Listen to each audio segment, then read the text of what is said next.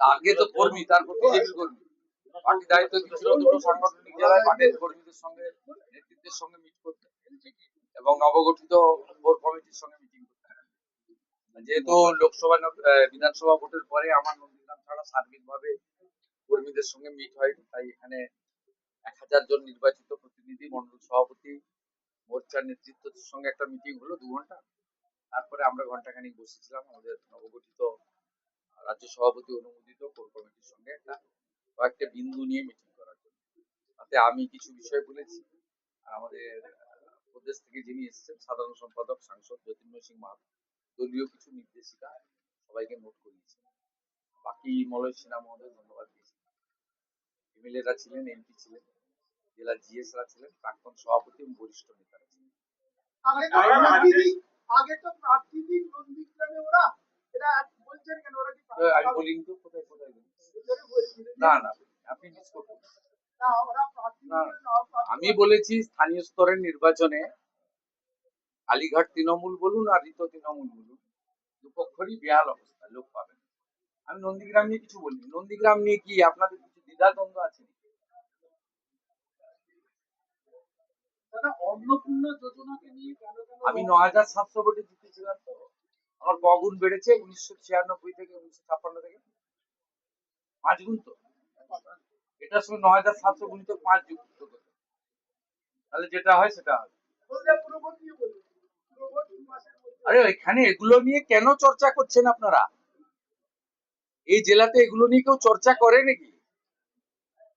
2019-এ 37%, 21-এ 44%, 24-এ party ক্ষমতায় ছিল না 49, এবারে 56% ভোট পেয়েছে। তৃণমূল দাঁড়িয়েছিল দুটো পিলারের উপরে, একটা পুলিশ আর একটা আইপ্যাক।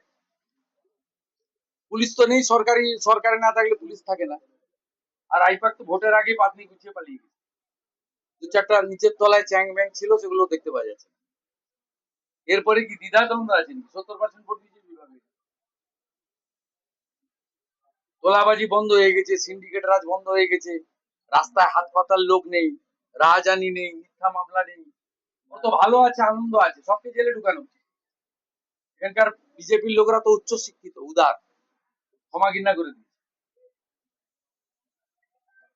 তো এখানে এখানে সব ভেবে লাভ নেই, গোটা রাজ্যও ভালো হবে, এখানে তো আরো আগে থাকে।